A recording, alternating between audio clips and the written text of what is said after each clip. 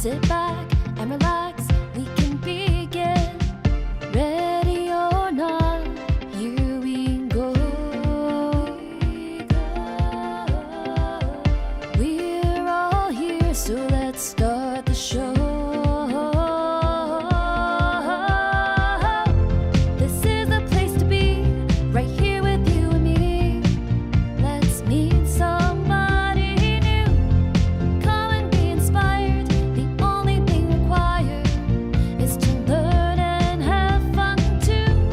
Experiment with us, in you we can trust.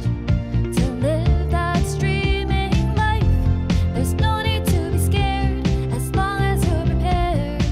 Start the stream and feel alive.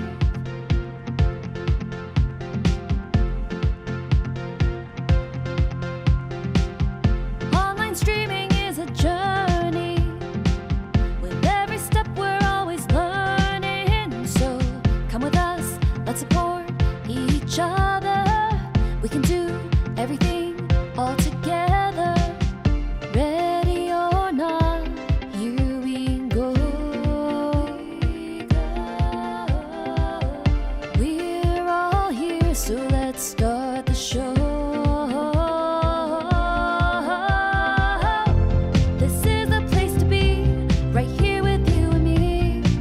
Let's meet somebody new. Come and be inspired. The only thing required is to learn and have fun too.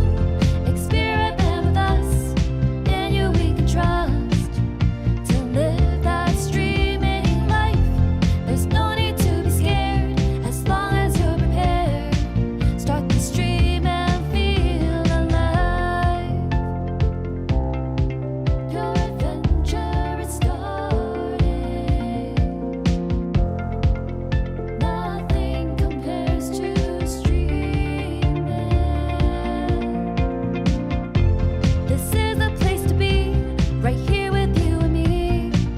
Let's meet somebody new.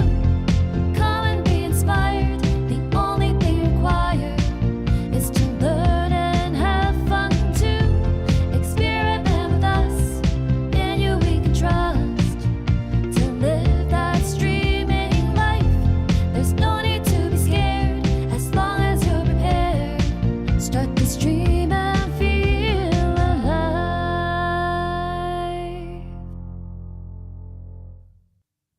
Well, hello and welcome to another stream on Thursday.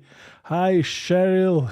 Great intro, thank you. I hope you did notice that I put you in there, and I'm very happy you were singing along. And yeah, so today I'm actually prepared for this. So let's see how this all goes. And yeah, but once again, I'm not really prepared for the intro, so tum tum tum tum tum. Do you want to do a show with a guest, a podcast, a live stream, or anything? So I did many interviews here on YouTube, and I gonna tell you what worked for me and how you can do show with guests. So let's get right into it. You need to find guests, you need to actually invite them, then you need to do onboarding with them, you need to prepare for your show, then you need to actually do the show, and there are things you should do after the show. So let's start with finding guests. Well, how do we do that? When you're starting out new, keep it easy and simple. Best thing for me was asking people I already knew. If you have a topic that you are passionate about and you're engaged in, then you're probably in a community with like-minded people, and so you can just find people to ask there. And then for later, always keep your eyes open, so to if you see someone you think would be a good fit or a great fit for your show, that you can take notes and then later invite that person. Another thing to consider is, can you invite someone who is a creator who is much bigger than you? Yeah, you can, but you need to be prepared to do a show with someone much bigger. So let's imagine I am friends with the cousin of Mr. Beast, and so I could get access in this stream world. I could get access to him. Would that be a good thing for me to do? I think not in the state my channel is, in Mr. Readiness I personally have, and with how I am set up, that would be just much too big for me, and so I would postpone that.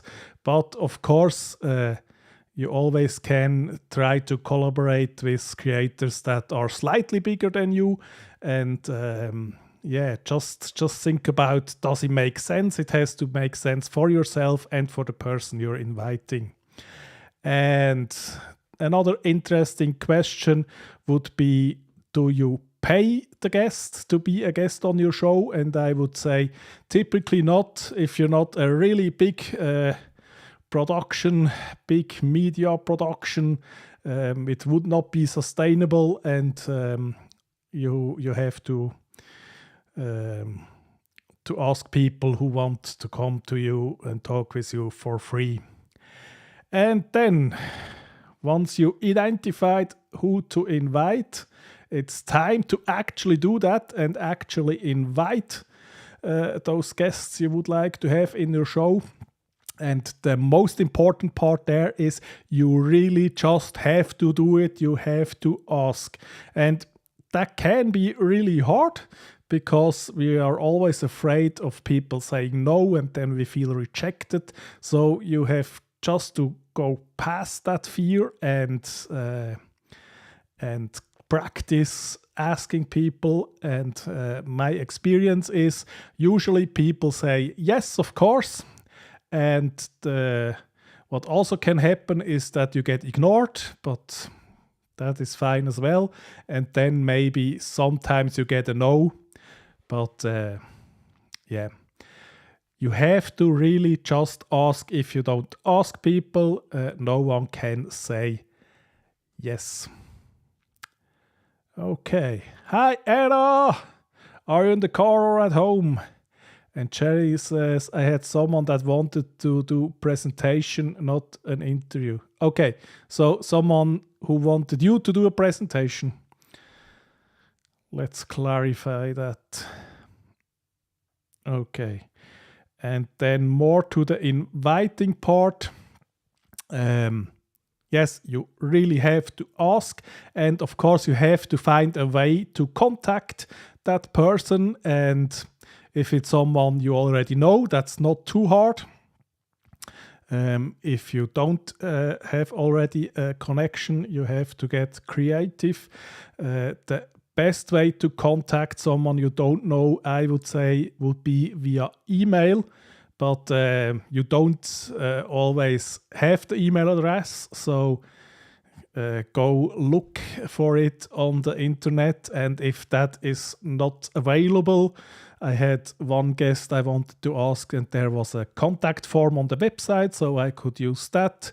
You of course can also message them in the social media apps, but that can be tricky, because if I open my Facebook Messenger or my Instagram and go to messages from people I don't know, there are a lot of message I really don't need to see, and so usually we just tend to ignore that.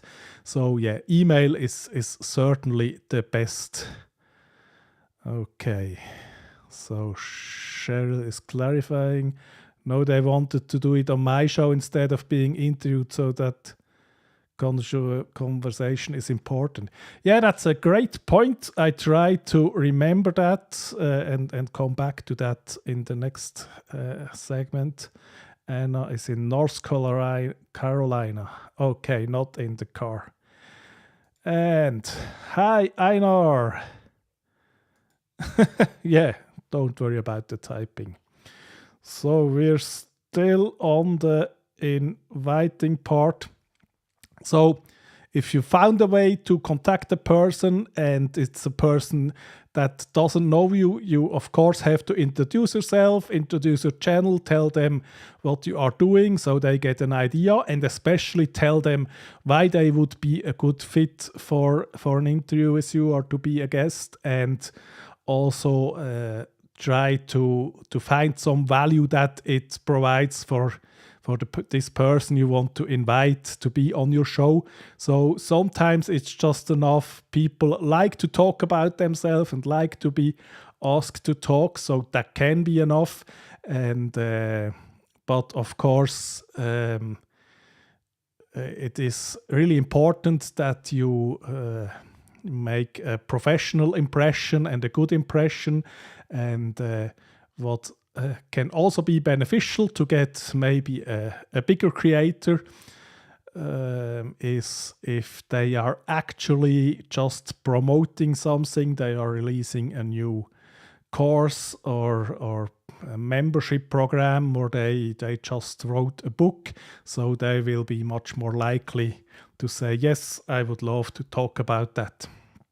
So that is that. And then now we go back to the question from, or the thing Shell said. So you have a person and they say, no, I don't want to do an interview, I want to do just a presentation. So now you have to ask yourself, do I want that? Do I want to give that person a platform to do a presentation? And is that beneficial for my channel? Is that something that provides value to my audience? Am I okay with that? And then, yes, fine, go along with it. But if you wanted to have an interview and that is what is important for you, and you're not interested in someone just coming here and present their stuff, then yeah, absolutely say no. It has to be a win-win. So it has to be something that is good for the guest and is good for you. And that goes with everything. So if there are demands from the guest side, for example, if you're doing live shows and the guest says, okay, I can't do it at that time, then you have to think for yourself, yeah, I could do it another time, but is that okay with my show? For me, that was okay when that happened. But if it's not, then just don't do it. Or is it a guest I find it really want to do the interview? Maybe you can record it instead of doing it live. So you just have to figure out what works best for both.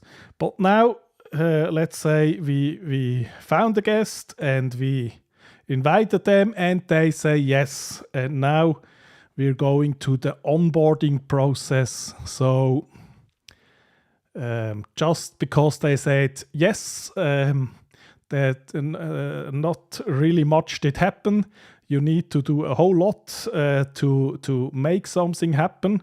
So what I ended up using for the first part, hi Sammy, is Calendly, because usually it's really annoying to text one way and back about finding a good time, and wasting a lot of time with just figuring out when is the best time for the guest to join the show. And another thing is time zones. They can be really confusing, and if you add daylight saving times, then it gets a whole other mess. And Calendly really helps you with all that. And there you can set up an event, and that even works in the free plan. And then you have a booking page, and you can send that out to your potential guest, and then my guest can then see where are available days. So the April 13, I have one time open, and so because it's a live stream, I set it up that it's just a one time at this one day a week, and I recently changed for I had a 1 hour block, but I changed that to 1 hour 15 minutes because I realized, okay, I need the guest here 10 minutes before, and maybe we go 5 minutes over. And if that is not properly communicated, you can have the first issue there. So my potential guest then can confirm this date, and then it automatically shows in my time zone, and I can enter my name, my email, and then here I ask some more question. Give me a link if you have it to a picture of you, a link to your bio, links to stuff you want to promote, and anything else I want to know. And then so the guest can book that, and we're good.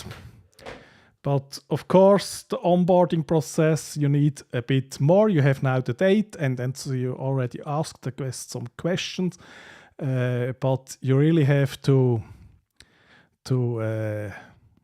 prepare for success. And so, depending on if you already know the guests or not, maybe you need to do a pre-interview. You can do that in the via mail, of course, but you need to just to tell the guest what you want to speak about. Maybe you should do a tech check. I am very lucky because I usually interview content creators, and I know they already know how to turn on a camera and have a microphone and things like that. But if you're in a topic where people are not tech savvy, maybe you need to invest in that, and maybe you even need to send them some gear if they're just working with the webcam on the computer and the built-in microphone. You may not get good enough results, and maybe you need to send them some gears. And something that also is really, really important in that phase is to check with the guest what is okay to talk about and what is not okay to talk about. So I had one guest, I knew that we will talk about a very personal topic, and I sent her the thumbnail in advance, and I put it there in big letters, and then I got the feedback, I am okay to talk about it, but I'm not really okay with you having it plastered on the thumbnail in the internet. And so luckily I did send that in advance and could fix that before it was too late. And then also, especially if you already know the person, you may know some personal details, and they may not have anything to do with the topic, and so you really have to make sure, is it okay to talk about that or not. And in general, just build trust with the guest from the get-go so that the guest is comfortable with coming to your show. Okay, Sharon saying, very simple way, I was thinking of using Notion for that. Yeah, of course you can do that too, but for finding a date, I absolutely would not use Notion, but for uploading a bio or sending you pictures and stuff like that, if you have questions you want to ask after you already booked the date, you absolutely can use Notion. And yeah. And yes, trust is very, very important. And I have something else to show you here. Let's just go into, and these best practices, I don't always use them, I sometimes do. So I need to hear those stuff myself, I'm telling you. But it is a nice idea to send some informations ahead to the guest. So this was for the interview I did with Claire Zara. And I sent her here the link where she can join. And I wrote that it works best with the Google Chrome browser. And I mentioned headphones because I had guests who didn't put headphones on, and that's really no good. And then I sent her the link to the video, so if she wants to, and she did, she can promote it as well. Then the thumbnail and what is the title of the video, and the link we will promote in the show.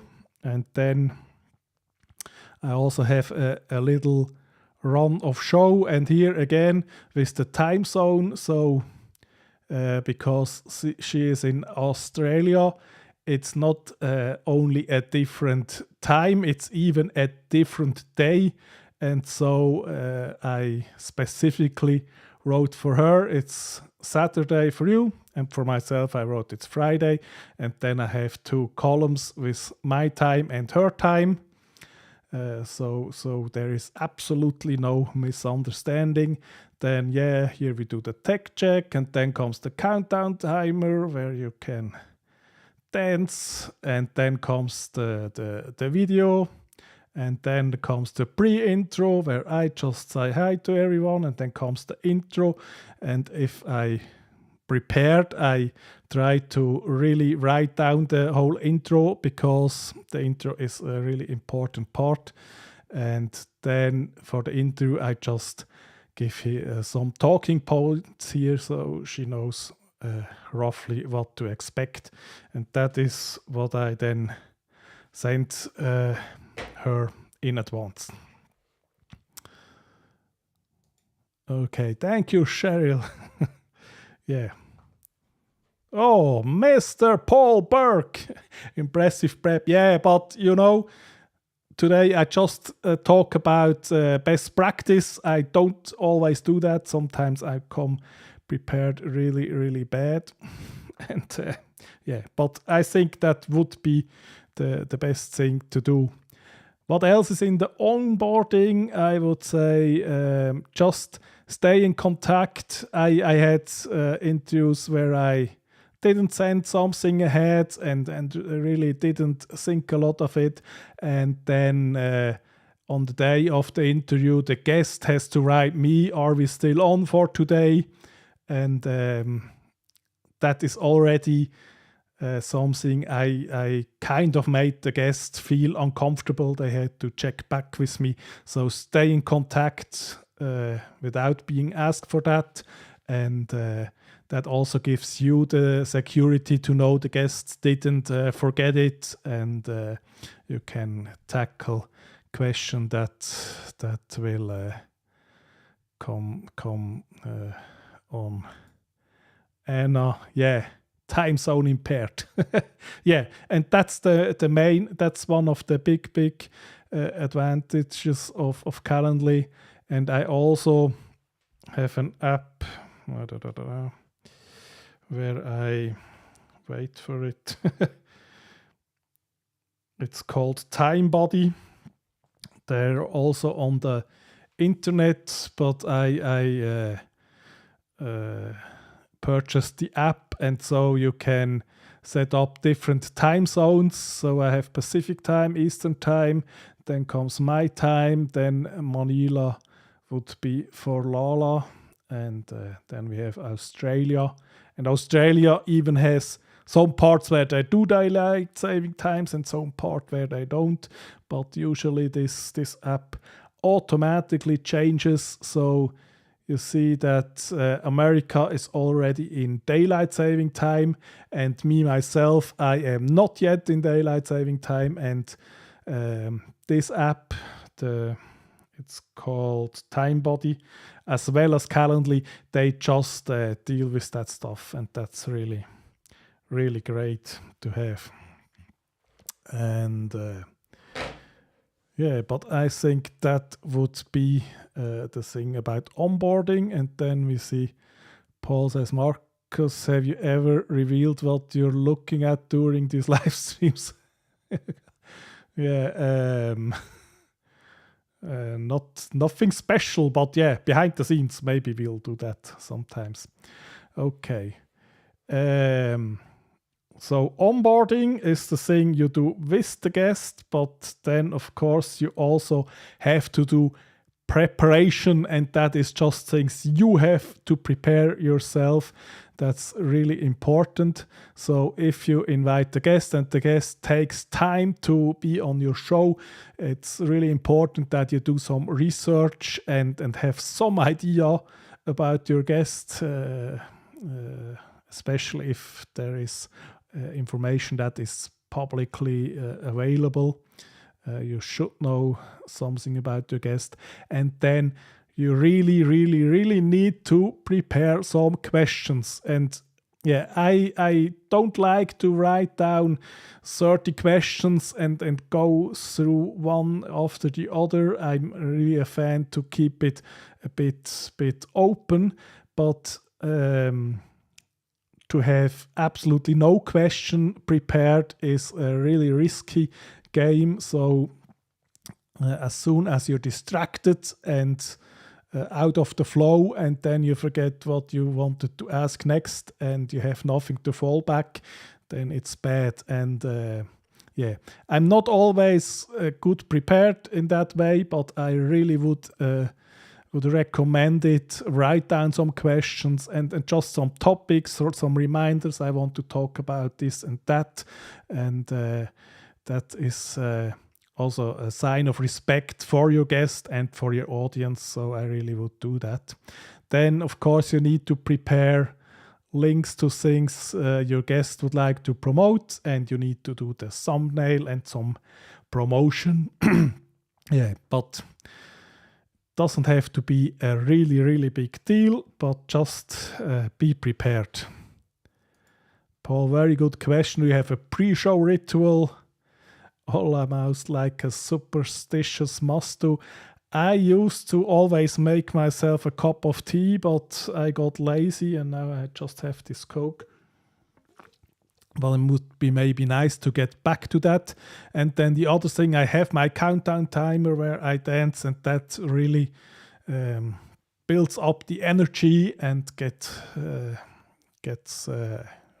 oneself in the mood for the stream. And if I would decide that maybe I'm thinking about, is it really a clever thing to have a countdown timer, and if I would get rid of that, then I think I would have to dance anyway before I go live, just to really build the energy up. Yes, Fish Stick, you're late, but better late than never, and welcome. And Cheryl, totally off topic, are you sleeping better? Yeah, maybe I can talk about that in another stream. I saw a sleep psychologist, and I'm working on the sleep, but it really doesn't fit in today's topic, because now we are on the show. So we found the guest, we invited him or her, we onboard, we prepared, and now it's show time. And really important point is make your guests feel comfortable and safe, because then you will get a much better interview. And especially if you have a guest and you recognize that the guest is a bit nervous, I always say the show is my responsibility. I have to make sure that we have a good show, and you just being you and answer questions and don't worry about anything else. And yeah, just again make the guest feel safe. And then it's really good to actually listen what the guest is saying and also react to that. The really interesting stuff usually doesn't come from the question you prepared or the first question you are asking, but the interesting stuff comes if you recognize, oh, this is an interesting point, and then you ask a question to go deeper into that. So exactly. And Fishstick likes the countdown. Yeah. Okay, and I can always trim it off, trim it away after the fact. Okay, so we're still in the part with the show, and yeah, listen, go with the flow, and also very important, let the guest talk. You invited the guest, and now it's time to let the guest talk, and it depends a bit on the format, of course. So if it's more a co-host than a guest, then you have more of you are both talking, or if you say, okay, it is more a discussion we're having than an interview, that's also fine. And of course, even if it is an interview, you are still talking, but mainly your role is to ask the good questions and maybe give some context, and you can bring in some things you think about it. But if you're doing an interview, you're the server of the audience. The audience can't ask the questions. Yeah, of course, in a live stream they can, but ask the question and let the guest talk. And nevertheless, always stay in control. It's your show, and if the guest doesn't stop talking, and you can't ask anything, then you have to interrupt the guest, or stay in control. It's your show. And another good tip is ask open-ended questions. Don't just ask, are you feeling good? And then the guest says yes, no. That's not the most productive thing. And I have a little advantage there because I don't always find the words in English. And so some of my questions aren't even questions, but rather a statement.